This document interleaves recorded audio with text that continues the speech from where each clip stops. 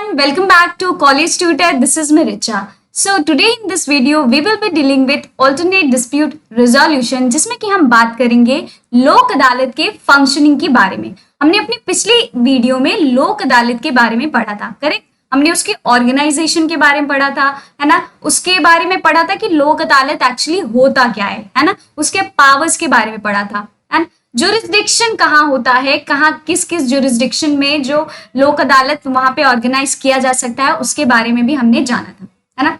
तो एक चीज बच गई थी, that is functions of the Lok अदालत। तो हम आज इस वीडियो में स्टार्ट करेंगे फंक्शंस ऑफ द लोक अदालत, और ऐसे ही वीडियो में हम आगे बढ़ेंगे और उसके बाद हम धीरे धीरे जानेंगे आर्बिट्रेशन एंड कंसिलिएशन जो एक्ट है उसके बारे में, क्योंकि उसके बाद लोक अदालत का हमारा सारा खत्म हो जाएगा। जो भी जितना भी उसका टॉपिक के अंदर जो भी रिलेवेंट चीजें हम सब पढ़ लेंगे और हम बढ़ेंगे आगे आर्बिट्रेशन एंड कंसिलिएशन एक्ट की तरफ, जिसमें कि हम आज इस वीडियो में डील करेंगे उसके हिस्ट्री के बारे में, ठीक है?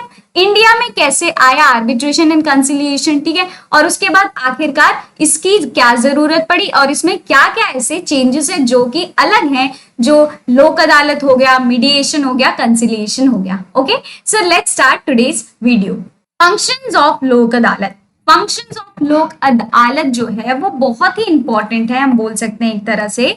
जैसे कि हमने जुरिस्डिक्शन के बारे में पढ़ा और जैसे कि हमने देखा कि पावर्स क्या होते हैं लोक अदालत के, वैसे ही फंक्शंस जो हैं वो भी बहुत ही इंपॉर्टेंट है और एग्जाम में ये सब एक ही साथ सीक्वेंस में पूछे जाते हैं कि what is the functions, powers and jurisdictions of लोक अदालत, ठीक है?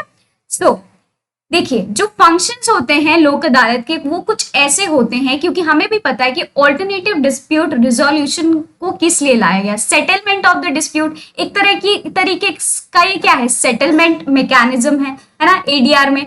तो इसका अब लोक अदालत में क्या फंक्शन है ये हम जानते हैं। लोक अदालत is one of those alternate dispute resolution settlement mechanism where the dispute pending in the court are settled, जो कि कोर्ट में पेंडिंग होते हैं केसेस, ठीक है? वो उसे सेटल किए जाते हैं। और कौन कौन से केसेस सेटल किए जाते हैं? या तो कोर्ट के पहले ही वो सेटल करे जा सकते हैं, है ना? तो कोर्ट में अगर कोई ऐसा पेंडिंग केस है, ठीक है, पेंडिंग मैटर है जो कि कोर्ट को लगता है कि ये यहाँ नहीं रिजॉल्व हो सकता है, ये outside of the court resolve किया जा सकता है, तो उसे वो क्या रिकमेंड कर देते हैं या फिर रेफर कर देते हैं लोक अदालत में या फिर मीडिएशन में या कंसिलिएशन में। ये जो है वो टाइप्स ऑफ एडीआर है हमारे, correct? So let's start again. Dispute and cases that are at pre litigation. जो प्री लिटिगेशन स्टेज होता है, लिटिगेशन में वो नहीं आता है, लिटिगेशन के पहले, मतलब कोर्ट में एंटर करने से पहले का जो स्टेज होता है उसे हम कहते हैं प्री लिटिगेशन स्टेज, ठीक है? तो जब वो उसके प्री लिटिगेशन स्टेज में रहता है जो आपका डिस्प्यूट, जब उस समय क्या कर सकते हैं, वो लोक अदालत को रेफर कर सकते हैं, वहां पे डिस्प्यूट जो होगा वो एमिकेबली सॉल्व करवा सकते हैं, ठीक है? Award pass by the Lok अदालत आर फाइनल। लोक अदालत जब एक बार अपना डिसीजन दे देती है, जिसे हम कहते हैं अवार्ड, अगर वो पास कर देती है तो वो बाइंडिंग होता है पार्टीज के ऊपर, ठीक है? But parties to the dispute can commence litigation by addressing the court and filing a case in case parties are not contended with the Lok Adalat decision. अगर पार्टीज को लगता है कि जो लोक अदालत ने डिसीजन नहीं दी है, ठीक है, और उनको लगता है कि नहीं, मुझे सेटिस्फैक्शन नहीं मिला है, तो वो क्या कर सकते हैं, कोर्ट में एक दोबारा से उसी मैटर पे केस फाइल कर सकते हैं, ठीक है? और उसके बाद वो क्या होगा, कोर्ट में चला जाएगा उसका मैटर, ठीक है? Lok Adalat decide on the matter on the basis of settlement that parties come to terms with. The members of लोक अदालत gives assistance to the parties in an unbiased manner। जो मेंबर्स होते हैं लोक अदालत के, क्योंकि लोक अदालत का ही मतलब होता है पीपल्स कोर्ट, तो यहाँ पे कोई भी बायसनेस नहीं होती है, ठीक है? कोई भी ऐसा नहीं होता है कि भाई ये तो इसको जानता है तो इसके मतलब इसके टर्म्स में, या फिर बोल सकते हैं कि इसके लिए वो डिसीजन देगा, ऐसा कुछ नहीं होता। वहां अनबायस होके जो डिसीजन होता है वो दिया जाता है, ठीक?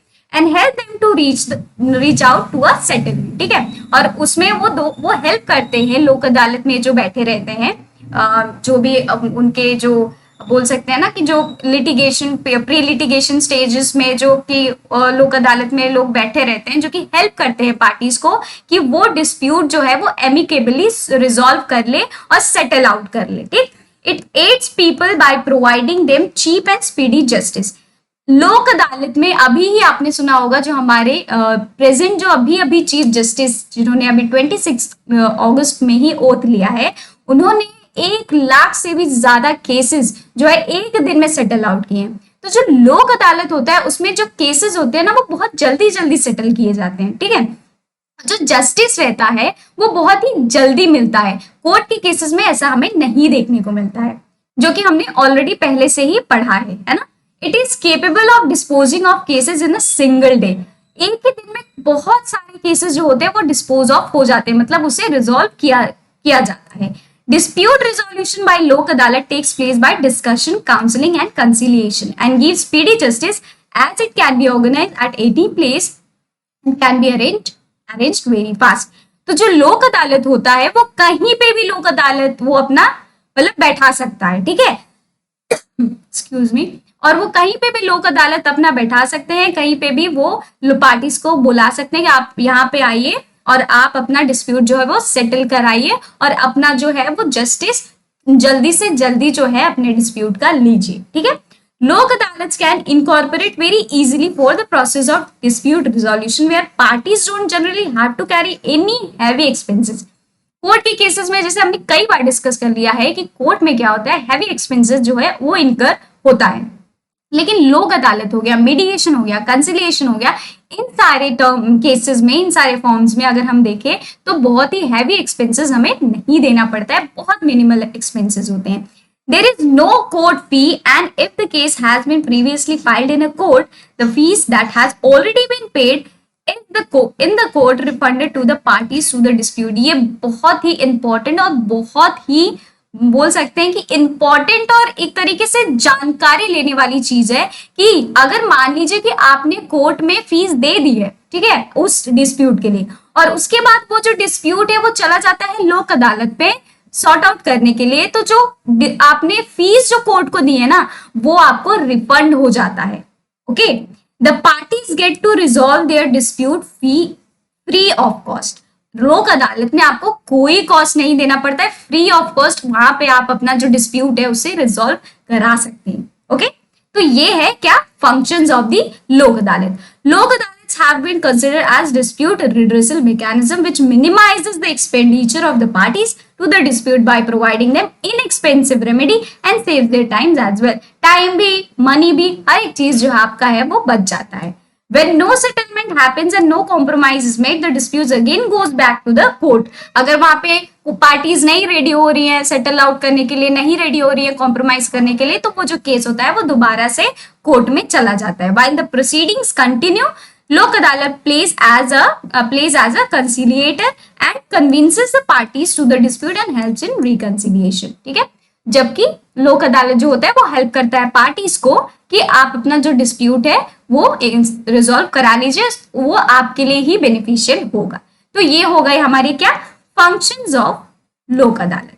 चलिए बढ़ते हैं आगे और आते हैं कि हम आर्बिट्रेशन एंड कंसिलिएशन जो एक्ट है और उसकी हिस्ट्री के बारे में जानते हैं, क्योंकि हमें भी पता है कि हमें कोई भी चीज पढ़ने से पहले उसके बैकग्राउंड के बारे में पता होना चाहिए कि आखिरकार ये कहाँ से आ रहा है या फिर वो किधर से इमर्ज हुआ है, क्या है, कैसा है। इन सब के बारे में अगर आप जान गए तो जो सब्जेक्ट मैटर होता है उसको समझने में आपको कोई भी परेशानी नहीं होगी। तो चलिए स्टार्ट करते हैं, आर्बिट्रेशन एंड कंसिलिएशन एक्ट के बारे में जानते हैं और फिर हम धीरे धीरे आर्बिट्रेशन का मतलब समझेंगे। फिर उसके बाद आर्बिट्रेशन के अंदर और उसमें अवार्ड्स होते हैं, कैसे दिए जाते हैं, सेट असाइड कैसे किया जाता है, इन सब के भी बारे में हम अपने आने वाली वीडियोज में पढ़ेंगे। फिर हम कंसिलिएशन पढ़ेंगे और ऐसे ही हम आगे आगे बढ़ते जाएंगे। ठीक है, सो let's start.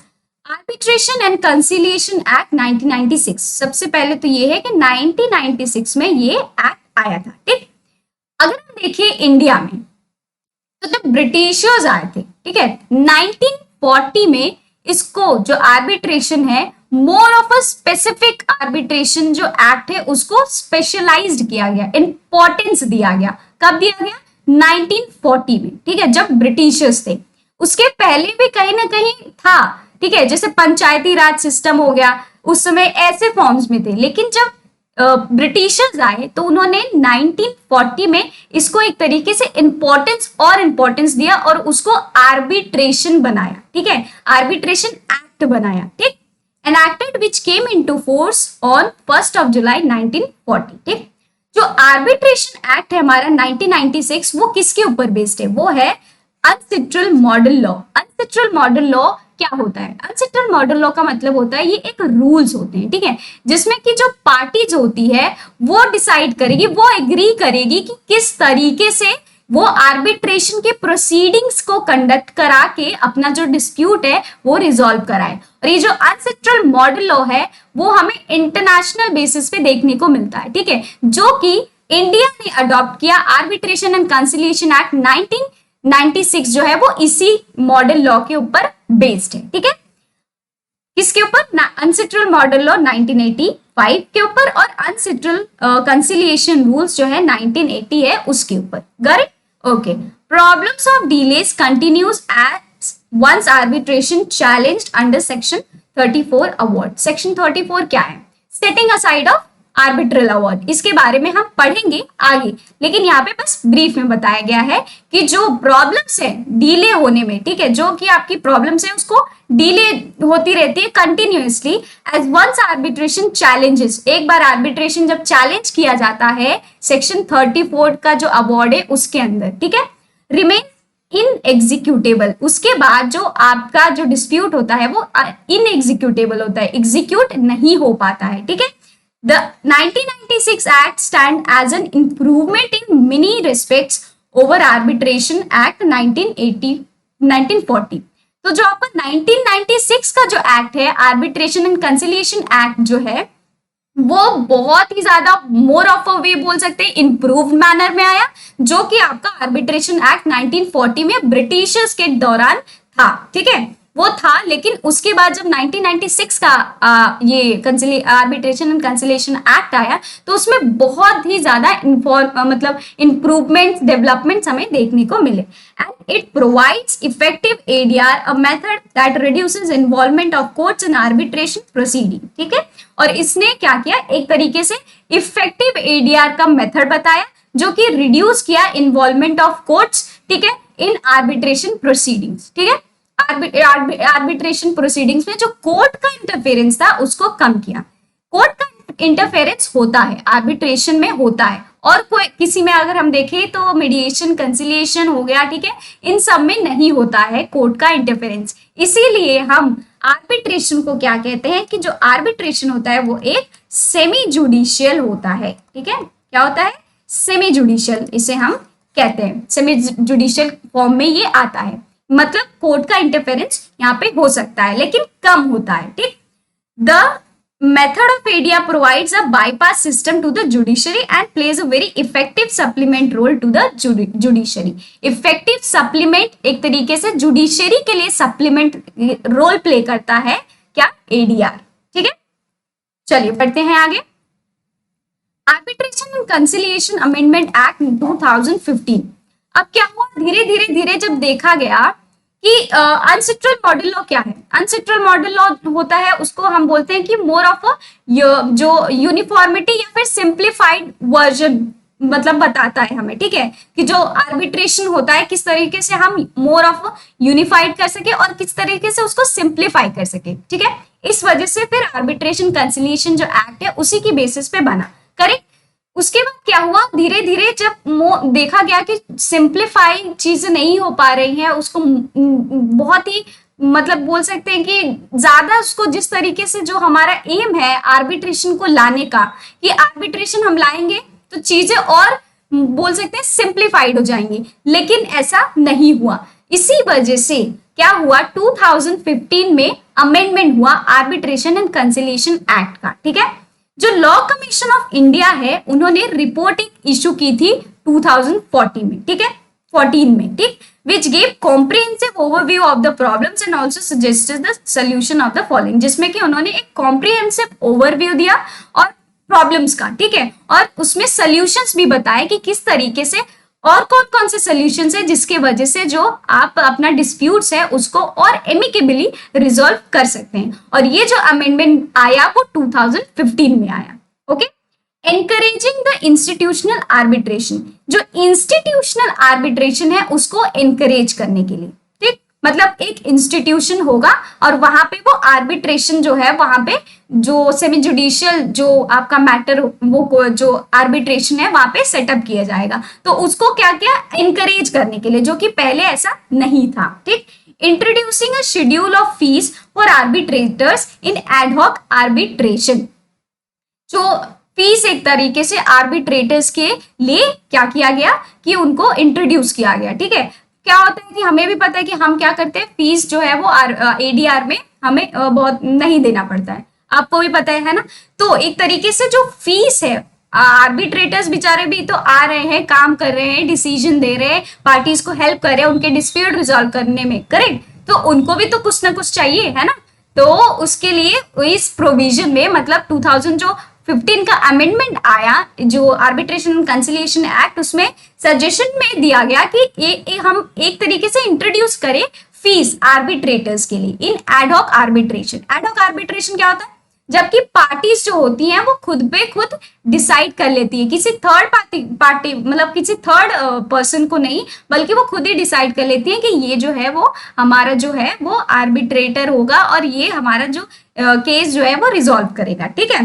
Restricting the use of public policy, और पब्लिक पॉलिसी जो है उसको रिस्ट्रिक्ट करने लगा। क्या होता है कि जो पब्लिक पॉलिसी होती है, अगर कोई भी ऐसा अवार्ड हो गया जो कि पब्लिक पॉलिसी के अगेंस्ट है, तो उसको क्या कर दिया जाएगा, बोल दिया जाएगा कि भाई ये इनवैलिड है, क्योंकि ये पब्लिक पॉलिसी के अगेंस्ट जो भी हमें करना पड़ता है वो हमें पब्लिक पॉलिसी मतलब पब्लिक एट अ लार्ज को देख के करना पड़ता है कि उनके भी वो क्या हो, उनके लिए भी एक तरीके से इफेक्टिव हो, उनके लिए कुछ खराब ना हो। तो इसको भी इसी वजह से रेस्ट्रिक्ट किया गया, the use of public policy with challenging an award और resisting enforcement. Government promulgated the Arbitration and Conciliation Amendment Ordinance on 23rd October 2015. तो इसमें गवर्नमेंट ने जो आर्बिट्रेशन एंड कंसिलिएशन जो अमेंडमेंट आया है इसके बारे में बताया गया, जो कि आपको याद कर भी सकते हैं और इतना कुछ नहीं, बट आपको ये जो अमेंडमेंट आया ये कब आया, 2015 में आया,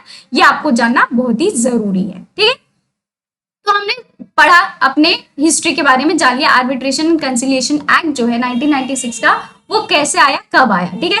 पहले हम क्या था, पहले पंचायत सिस्टम था, है ना, पंचायत में फिर पंच होते थे, फिर पंच जो होते थे वो डिसाइड करते थे, तो वो धीरे धीरे क्या हो गया, वो एक तरीके से जुडिशियल मोर ऑफ अ वे नहीं था, वो बहुत ही इनफॉर्मल वे था।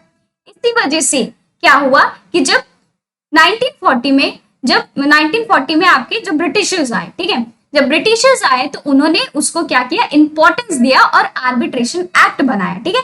आर्बिट्रेशन जो हमारा एक्ट है वो किसके ऊपर, आर्बिट्रेशन एंड कंसिलिएशन जो एक्ट है वो किसके ऊपर बेस्ड है, अनसेंट्रल मॉडल लॉ, जो कि क्या करता है, वो रूल्स होते हैं जिसमें कि जो पार्टीज होती है एग्री करती है और वो एग्री करके बताती है कि भाई हम ये जो है आर्बिट्रेशन प्रोसीडिंग्स जो है कंडक्ट करवाएंगे, इसके थ्रू हम अपना डिस्प्यूट जो है रिजॉल्व करवाएंगे, ठीक है। उसके बाद क्या हुआ, क्योंकि जो आर्बिट्रेशन है उसको क्यों लाया गया, सिंप्लीफाई करने के लिए, मैटर और भी प्रोसीडिंग को सिंप्लीफाई और यूनिफॉर्मिटी लाने के लिए, लेकिन वो चीजें नहीं हो पा रही थी। इसकी वजह से क्या हुआ, जो हमें लाना पड़ा अमेंडमेंट, आर्बिट्रेशन कंसिलिएशन जो एक्ट है उसमें अमेंडमेंट करना पड़ा, और जो कि अमेंडमेंट हुआ कब, 2015 में, और उसमें कई सारे सजेशंस और जो आपके प्रॉब्लम थे उसमें एक कॉम्प्रिहेंसिव ओवरव्यू दिया गया, है ना। तो हमने एक ब्रीफ में समझ लिया कि क्या है इसकी हिस्ट्री। अब हम अगले वीडियो में इसके और भी पर्सपेक्टिव के बारे में बात करेंगे, एंड आई होप कि आपको आज का लेक्चर अच्छा लगा, और अगर अच्छा लगा, समझ में आया तो प्लीज उसे लाइक करें। मिलते हैं अपने अगले वीडियो में, till then bye bye, take care.